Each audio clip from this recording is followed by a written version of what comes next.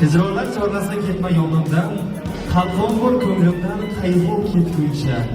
Yuragim oynasi sinmasa chilchir, qo'limdan mahkam tut, baxtga yetguncha.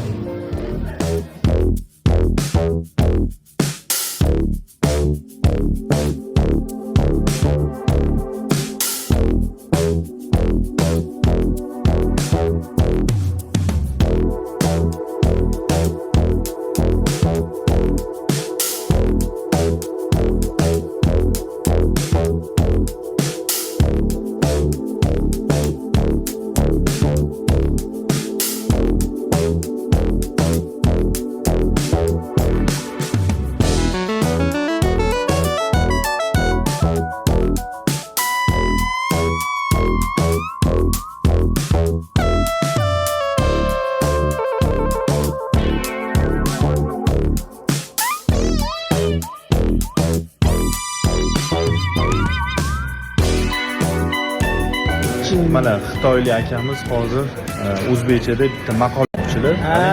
Qani, bitta eshitaylik aka.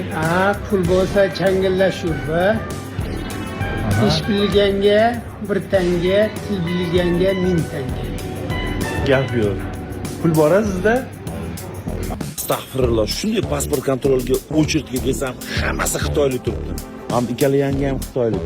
Mana ikkalasi ham xitoylik. Pochkalab, yo'q. Mana ham xitoylik. Mana ular ham. Qalasizlar, yaxshimisizlar? China. Nimanidir China. Nima bor sizlarga bu yerda? Nima bor? Biznesmen bo'lmasa bular oddiy rabochiy nimaga kelyaptilar? Nima bor O'zbekistonda? Qarang, basharasdan buni maqsadini bilib bo'lmayapti bor. Nimaga kelyapsiz? O'zimizda kam ish joyi yo'q, shansa yo'q. Bo'ldi, qaytinglar. Toshkent, Pekin. Beijing. Yo'q bitta ish narsa sizlarga. Bularda kelayotgani alam qiladi, mayli. Onayni ham 1 yil ichida 300 ta o'zbekistonlik ayol xitoylik yerga tegibdi. Astag'firulloh, tavba qildim.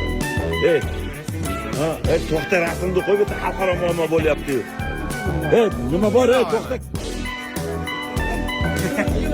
Bularda o'zi davlatni homiylik qilib, nimalardir qilib berib, mana shu короче, qanaqadir katta bir anaqa bularda bir programmasi bor ekanda. O'zimizga ish yo'q. O'zbekistonda nima qilar ekan mana xitoylarga kelib? O'zimizga ish yo'q-ku. Tavba qildimi? Nima qilar ekan? Baqirishamikan zibirlardan. Tavba qildimi? Biz o'zimiz anaqa yursak Rossiyada, ular haqida yursa mazza qilib, 140 minglik zakaz okalar, lekin gap zakaz haqida emas. Hozir xitoyliklarni olib yurdim, bilasizlar, hozir juda ham ko'p joyda bitta gap tarqalgan. Xitoyliklar O'zbekistonda egallayapti bozorini, kirib kelyapti xitoyliklar degan gaplarga men e'tibor qilmagan edim. Oxirgi paytda taksiga ham juda ham ko'p xitoyliklar chiqyapti. Yozdan buyog'iga meni o'zimga juda ham ko'p takliflar bilan chiqishdi. Xitoyliklar taksi parkimga kelishdi. Moshina olib kiramiz bizni, reklama bo'yicha yordam qiling, birga ishlaylik deb juda ham ko'p takliflar bilan chiqishdi. Aeroport, Qumariq tarafdan aeroportga kelishdi. 10 qo'lda bilsanglar, katta endi Nashno klubni bilmadim, hech qanaqa reklama ilinmagan. Zdaniya bor okalar. O'sha yerdan kechqurun juda ham ko'p odamlar kirib chiqishadi. Bilsanglar, taksist yaxshigina biladi u joyi. O'sha yerdan ham men so'raganimda, o'sha yerda ishlaydigan bitta xodimdan bu qanaqa joy, hech qanaqa reklama ilinmagan deganimda, xitoyliklarning o'zini o'sha dam oladigan Nashno klubi degan. Bu yerga faqat xitoyliklar kira oladi. Xitoyliklardan boshqa kirishi mumkin emas deb tushuntirgan okalar menga. Men bilmadim, rostdan ham xitoyliklar oxirgi payt juda ham ko'payib ketyapti. Sizlar nima deysizlar? Fikringizni kommentariyada qoldiring. Mana okalar, Xitoy hamma yoqni bosib oldi, mana. Xitoydan kelishgan. Niho. Hozir ko'payib ketdilar esa. Hamma xitoyliklar mana shu keladi bu ketish bo'yicha.